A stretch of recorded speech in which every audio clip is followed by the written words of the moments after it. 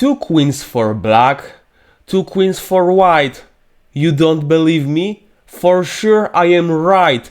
Hello everyone, KosakChess here, and this intro may have told you that there are 4 queens on the board. I can bet for 99.99999% that you have never seen an endgame like this. But it really happened.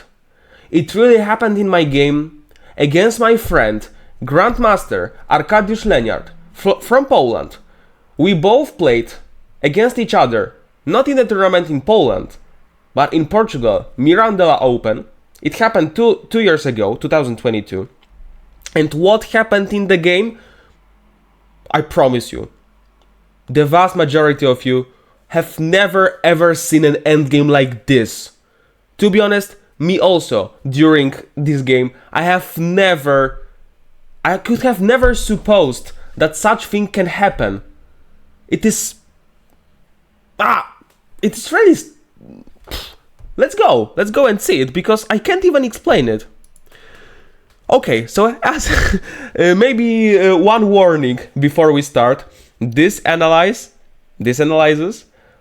might be a little bit longer than usual analysis, because of the fact that the game lasts almost 90 moves, and I really want to discuss all the important all the important elements, all the important parts of the game, and finally when we reach endgame, I believe you would be happier and happier and happier and more interesting and more interested, and you will...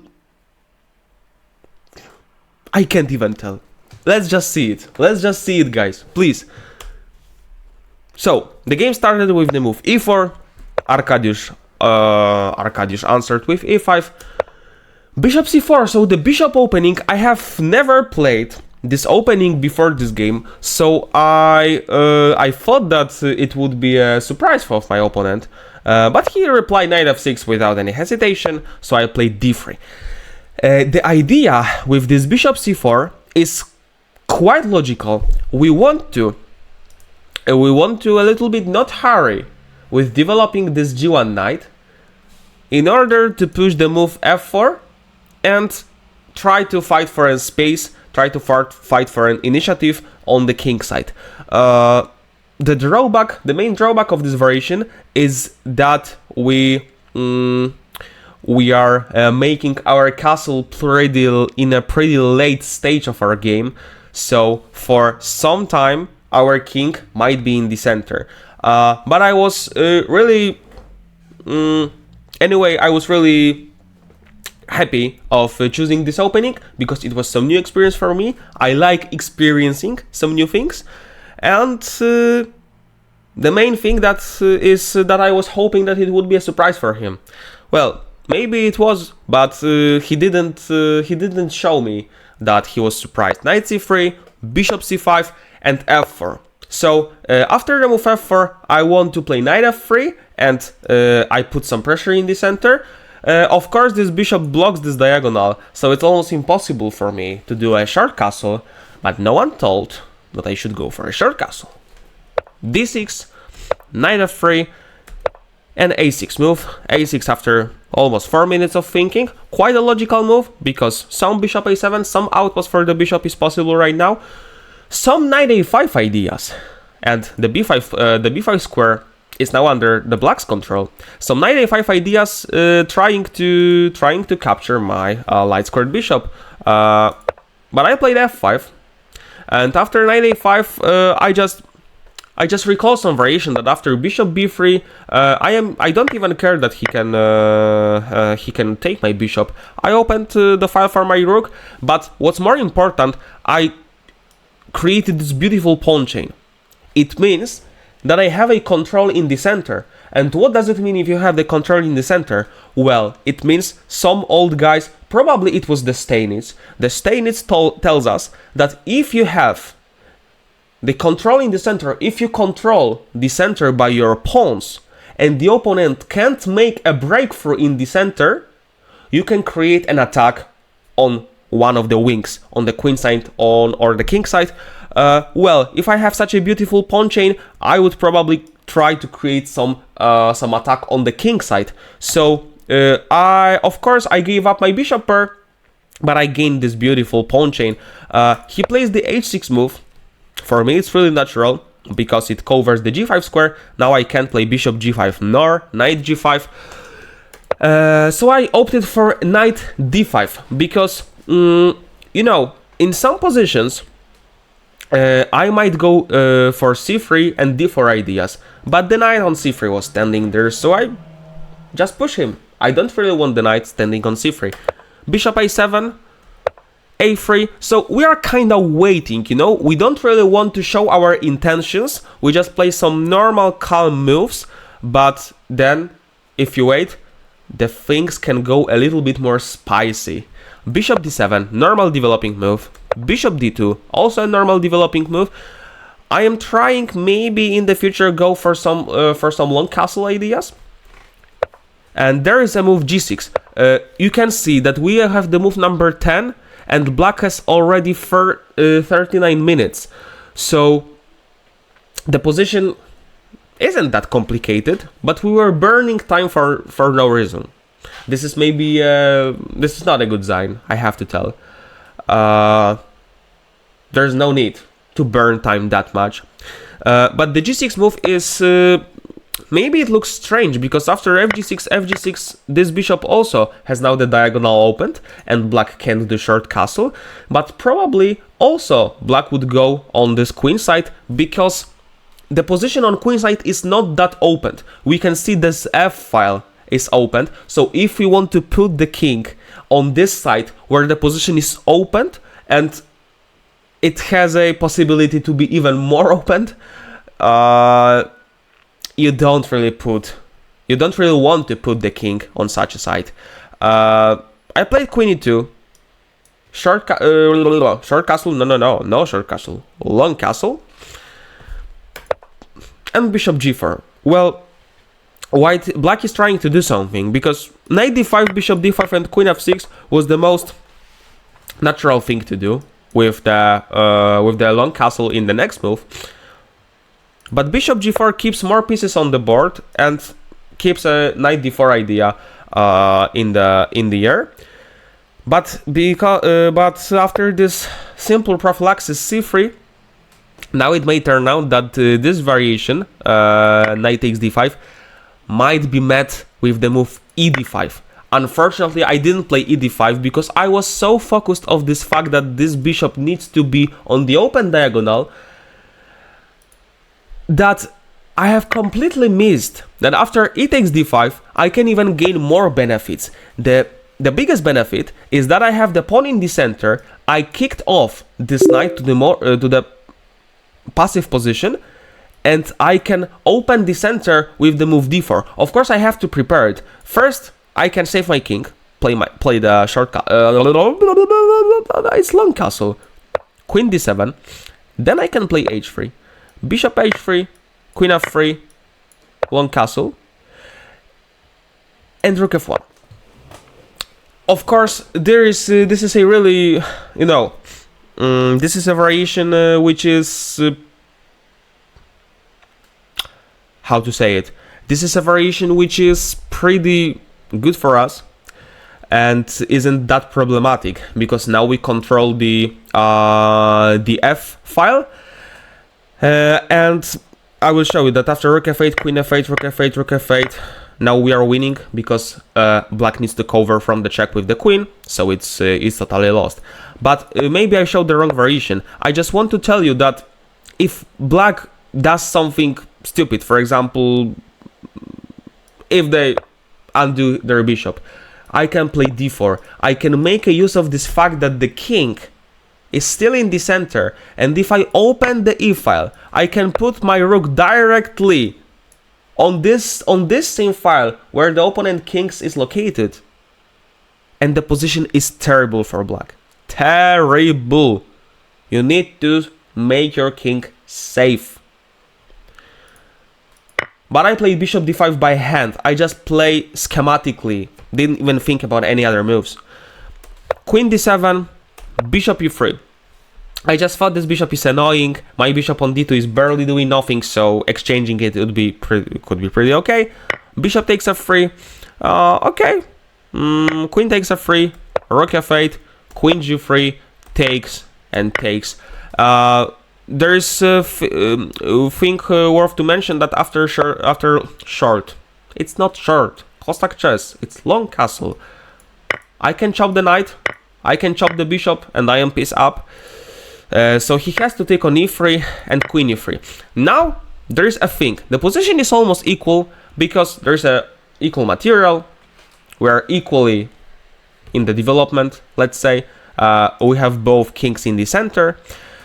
But the pawn on h6 is hanging right now.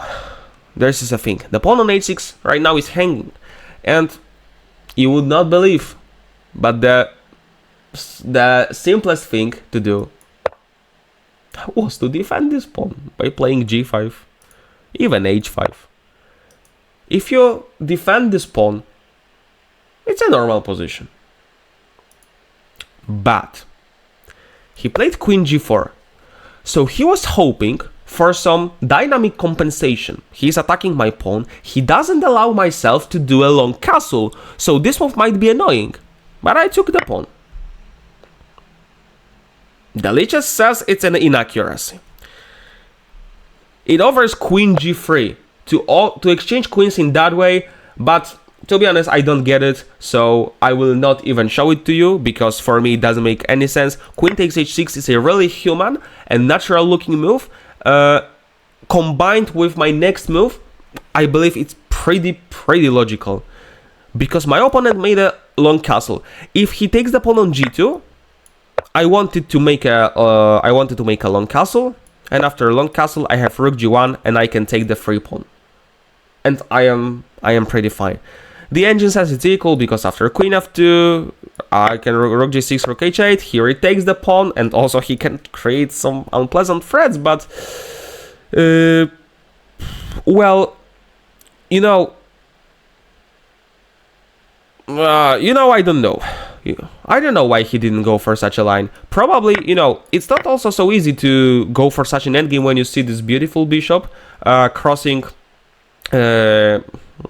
this diagonal, let's say. Also, I have some potential rook h1, rook h7 ideas. It's not so easy to believe that this position is that equal. I think I am slightly better, if not better from theoretical side, a little bit better from practical side, because I have more space for my pieces. So Arek makes long castle, and I played queen h3, and this was my intention, to exchange queens and go for an endgame where I am pawn up. Of course, I know that my pawn structure is destroyed a little bit, but I am pawn up, and I exchange queens, so now I am not in danger anymore. He plays rook f6. Of course, rook f6 is pretty normal, but the engines are awful, and they don't like normal human moves. The better move was to play king d7 for some reason. I don't know what's wrong with this rook f6. And after king e2, play rook f4, rook f8, and rook h3. The thing is that if you play rook f4 immediately, I have bishop e6 check, and this king is now a little bit a little bit far away from the center.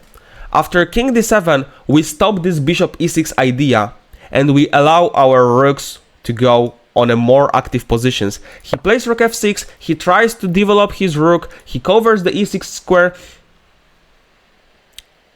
But yeah, it's a mistake.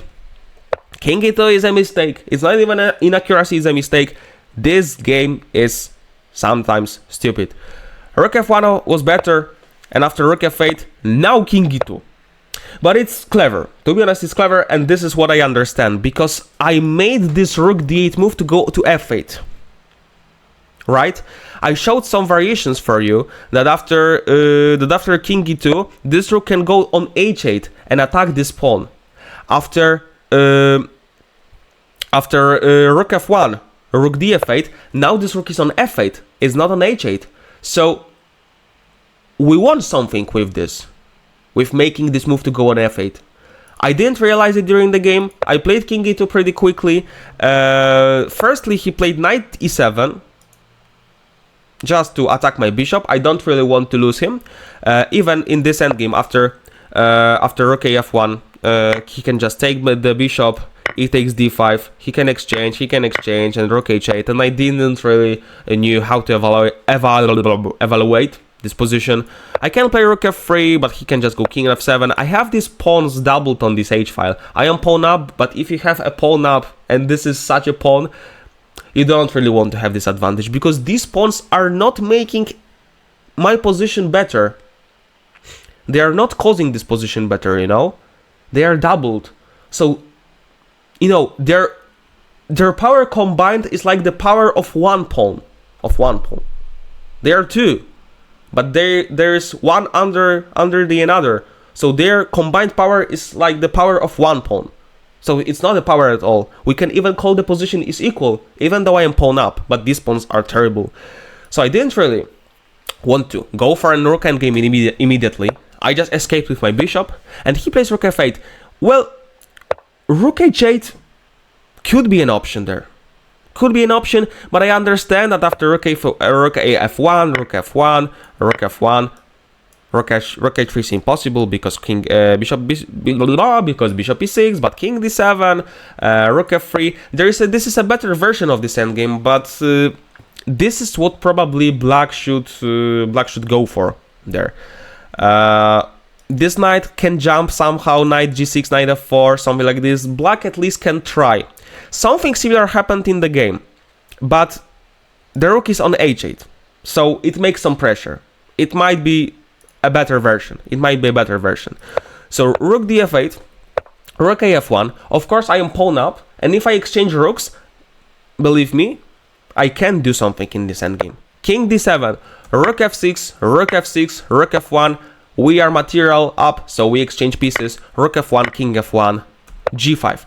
So a pretty good looking move. Knight g6, knight f4 is in the air, and I am really happy of the move I have played right now, because I played a really good prophylaxis move. Bishop f7. We cover the g6 square. We also cover this e8 and a6 squares, so the king can't enter the game that quickly. Knight c8 happened in the game. King f2, king e7 now with a tempo, but okay. This knight is somewhere where the action doesn't exist. King f6, king g3. I slowly improve my position, and knight b6. Watch out. We have to always ask ourselves the question: what is the threat after the very next move of our opponent, or the very last move of our opponent? He wants to go knight a4 and attack both our pawns. So our move bishop d1, covering the a4 square, is pretty normal. Knight d7 and h4. This is not an inaccuracy. I don't agree with the engine, because it's a human way of reacting on this endgame. We want to create a passer on this h4, on this h-file, and you know, we have a typical strategical endgame. When we are pawn up, we can push our pawn as far away as it is possible. Yeah, and we can just play. Even we have such ideas that we can even sacrifice the pawn in order to make the king go to the h-file. And if the king goes to the h-file, I can somehow go to the queen side and chop all of these pawns and win the game. So this pawn might be even helpful of decoying this king. King g6 happened in the game. d4. So I am asking black some questions, opening the center, and maybe in the future bishop will look at the king. Knight h5, d takes e5, d takes e5, bishop d1. So I am still waiting. And also, this move is kinda tricky. Because knight f6 happened in the game. King f3. So I defend the pawn, but king h5. Ooh. How are you going to protect this pawn? King g3. It's a check. King g6, bishop f3. c5 happened in the game. And b3, I wanted to be prophylactic, sorry.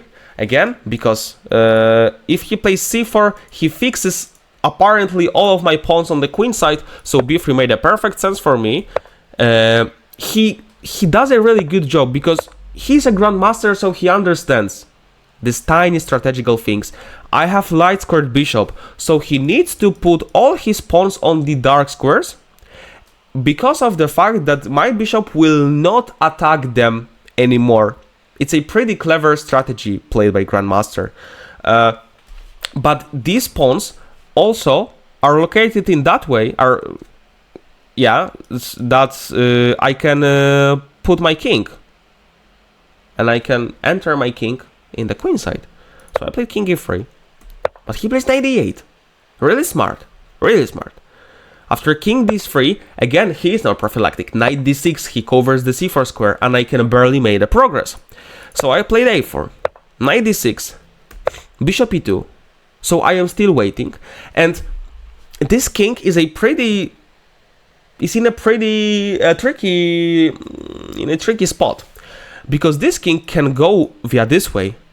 But if we have a time or if we have a good position for doing it, we can also go to the king side. So this king is flexible because it can go widely on the both wings.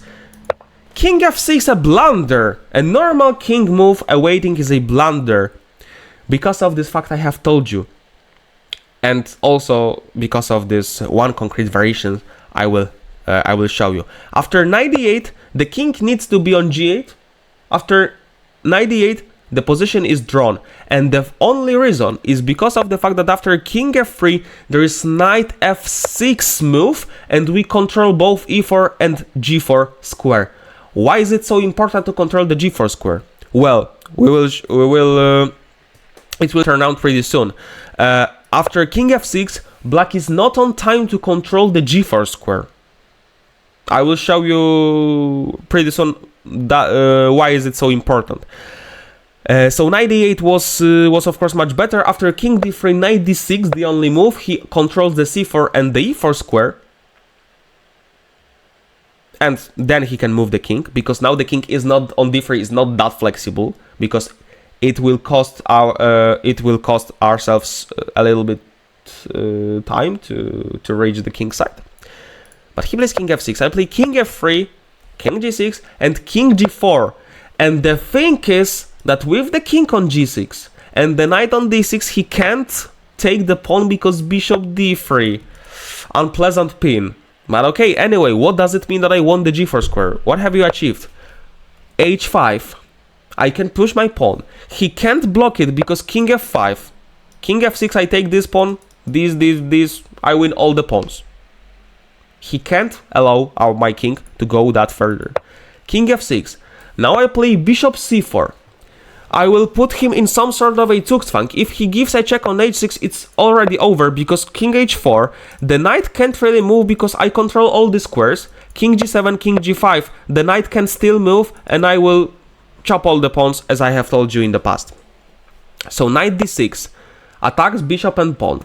Bishop d5, I protect bishop both and pawn. And b5. And he plays b5. And he is a grandmaster, you know? He's a grandmaster, so he spots such tricks.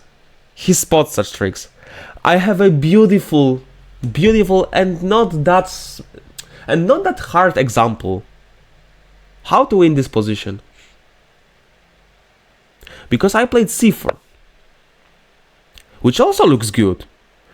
Because I stop all of his potential threats, because after b5 he can play c4, he can make some breakthroughs. For example, if I'm not cautious, let's say I play king h4, he can play c4, bc4 and ba4. I have to calculate something like this, and although maybe it's not losing, because I have c5, and my bishop probably is still controlling this a2 square, so the pawn can't really go. But the move c4 was played with that intention that I really didn't want him to create some counterplay. But the most beautiful winning move there was to make a breakthrough by ourselves. b4. Now these pawns are not protected, so we can attack them. cb4, cb4, ab4, and a5. Ha! We control these pawns. We control the b3 square. So the pawns can go. Can't go. Can't go. Knight c8, a6. Of course he blocked. He blocked our knight. He blocked our pawn. But after a6, h7, we just win. We just create another passer and these pawns are stuck. Amazing example of how beautiful the b4 move is. It's amazing. It's amazing. But I haven't spotted it. I played c4. Why is this move so bad? Because he plays b4. I thought I have h6. King g6. h7. I calculated all of this because I thought that I'm smart. After king h7 I have king h5 the opposition. And after king g7, king g5 again the opposition, and he needs to lose a tempo. Because if the knight moves, I go with the king and chop the pawns. If he moves the king somewhere, I also go king f6. So I thought I am smart.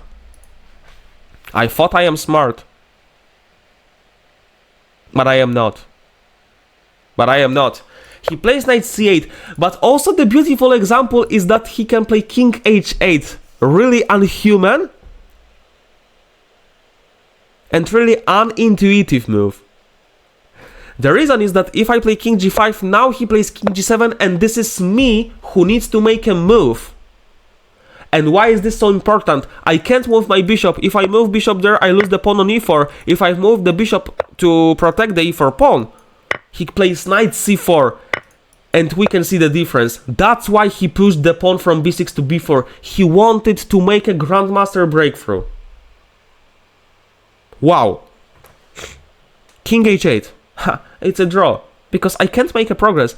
If I play king g6, trying to go to the f6 pawn by this side, and to block his king, he plays knight c4. Would you believe? Would you believe in that? B takes c4, b3 is losing, and bishop c4 is a stalemate. But of course we both missed such an idea like king h8, but it's an amazing defensive resource. He played knight c8, and as I have told you, the things got a little bit spicy there, because I was losing control of what is happening in the game. King g5, with the same intention, chopping this pawn. Knight b6, king f5, knight takes a4. That's why he put this pawn on b4. He is good. He is good that he spot such a tactics. King takes e5 and knight b6. And apparently it is me who now needs to be cautious there, because a4 is coming and b3 is coming and this pawn is coming. I need to watch out for the breakthrough. So bishop c6 to control the a4 square. He plays a4 anyway. Bishop a4, knight a4, and I can't take this pawn because of b3 of course, and I have to play king d6. Can you imagine it? Now this is me who needs to defend the position. Chess is unpredictable. Chess is unpredictable. King g7, e5, king f7. So he gets his king closer to my pawn, and I could play king d7, but after knight b6, king d6, we can repeat the position. But having in mind that I was winning during this endgame, I was winning because I was pawn up, I had this bishop, etc, etc. I had more space. I just couldn't leave this position with making a draw. I just went for a fight. Took the pawn, took the knight, b3, king d7, b2, e6, king f6, e7, queen, queen. Queen d3 check. Really important thing. He can't get this pawn on a4 because after king c7, I protect it. So queen d3, king c7, and queen c4. a5. I just don't care. I just push the pawn. I see that this pawn is closer to the a8 square than this pawn. So we are playing, yeah? Queen f4, king b6, c4. I played queen c6 check because, you know, if I push a6, he can give me a check on d6, and my king is generally exposed. So I need to put my pieces in that correct order to avoid some unpleasant checks. So that's why I played queen c6 first, to make my king safer, and also to be to watch out for the c4 pawn. King e5, okay, he goes to the center. Queen c5, king e6, and now I played a6. The thing I realized is that after queen b8 there is a move king a5, and after queen d8 I can go for example somewhere like king b4. He's maybe getting out of the checks, or maybe he isn't, but the position, you know, might be unpleasant. I can take this pawn with the check. You never know. You never know the correct evaluation of this endgame. You never know, because I have pawn that far advanced. Yeah, you never know. The engine, of course, will always say it's a draw, but he will find some miracle checks. He will find some miracle defensive resources. We not, because we are humans. So it happened all in the game. Queen d2, king b5, queen b2, king c6, and he could keep checking. He could keep checking by playing queen g2, but he saw that, wow, now I can play c3. Now our pawns have the same distance to promote the... Oh, sorry, maybe I don't have to show my fist. Now our pawns have the same distance to promote. So I gave a check, queen d5, king f6, and firstly I thought that maybe I can go queen d4, put the queen on the same diagonal so this pawn can't move. But if he moves his king, I play a7. He can play queen g2, so he gets out of this pin, and then play c2. So I sort of put on him a trap. Like, I didn't know it's a trap at all, but at this moment I calculated a variation that is insane. To be honest, I will show you even one story. a7, c2. So you know, it's a little bit scary right now, because if I promote the queen, he promotes the queen with a check. And with two queens on the board, it should be a checkmate. Like, if he promotes with a check, he gets an important tempo. I need to move my king or queen, or doesn't matter. If he has two queens on the board, there needs to be a checkmate. I promote a queen. He promotes a queen, and can you imagine that promoting a queen with a check is losing? Because I can't. I can't imagine. Chess is strange game. Promote a queen with a check, so you get a free queen, you get a new free queen with a tempo, and it's losing.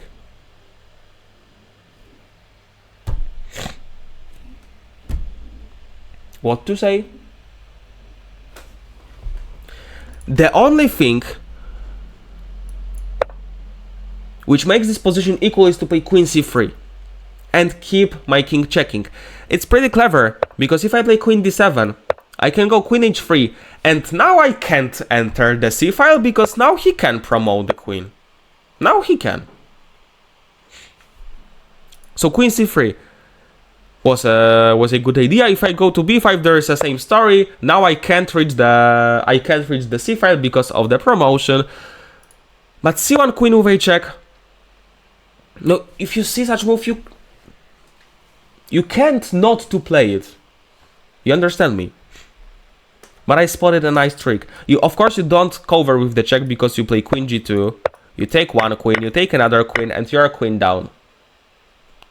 But you play queen d7. Do you remember what I have told you? That with two queens on the board, you need to be checkmated? You can't even get a simple check there. And one story, because of course it was the last game. It was the last game of the round. And all the arbiters were looking for this game. They were waiting for when we end this game, so everyone can go to the lunch and eat something, because it was the morning round and every arbiter was looking for this game. But when I played this King D7 move, I realized that one of the arbiter took the mobile out of her pocket and made a photo. Why she made a photo? Because as I have told you, it is so rare endgame. 2 queens against 2 queens without any other piece? No, you could never see such an endgame like this. And after King D7, with 2 queens on the board, with 4 queens in total on the board, but with 2 opponents' queens on the board, you can't even get a check. It's crazy. He plays Queen D2. So he wants to pin my queen and to make this queen pinned. Beautiful sentence. And can you believe that with the queen on f6, with the centralized queen on d5, there is only one way to win this endgame? It's crazy, because you might think that you can give a random check, and you can give some random check, and he can come back to f6 because queen f7 is a mate, but he can go to h6, he can go to the edge of the board, and it's not a winning, there's no mate. It's unbelievable. It is unbelievable. There's only one way to win this endgame. When I spotted it, I wasn't even looking for any other moves. But it's crazy that, first, king on d7 can't get a check, and the second, this king on f6 can't be checkmated. It's... no words. Queen f8, check. King g6. And again, there is the only move. This is also a motif I have never seen, but probably it is because of this fact that this endgame is really, really rare. After queen f7, king h6, again, no checkmate, because queen h5, king g7. This queen can't move, and now it's a draw. But after queen fd6, so you give a check, and additionally, you create a double attack on your queen. So you make a battery of 2 queens in order to attack one single d2 square. Now it's over. King g7, queen d2, queen b5, and after king d8 again, every check is covered by my queen. Also queen e8, there's king e8. Guys, it's insane. I am just lacking words of what I have seen. Even though it happened 2 years ago, it's still maybe not making me goosebumps, because it's not that scary experience. But I have never ever seen anything like this. And I really love the beauty of chess. And if I see something beautiful and something really rare like this, I just admire it. Probably you can see it, but I love to admire such rare and amazing things. It shows us that chess is so complicated. During this game, I have played chess for 13 years, and I have never seen anything like this. Never ever in my life. So it only shows that chess is even richer than we can even expect. It's even more complicated than we can ever expect. Even with an endgame being pawn up, you have to still be cautious, without any queens, without anything. Because a grandmaster can push the pawn b5, b4. He can create a breakthrough. Chess is amazing. Even this idea king h8, this unintuitive move, I will show to you. This king h8 move. How the hell such a move can draw a game? After such a games, I understand that I have so much to work on. I have so much to work for. But overall, I am happy that I play chess because I can experience such a new things. I can just experience it with you because I share my thoughts with you, and also I am happy about it. But the thing is that chess is strange. Chess is strange, and maybe this is the main reason why a lot of people really enjoys this adventure. Thank you very much. Let's maybe show one more time this picture. C1 queen.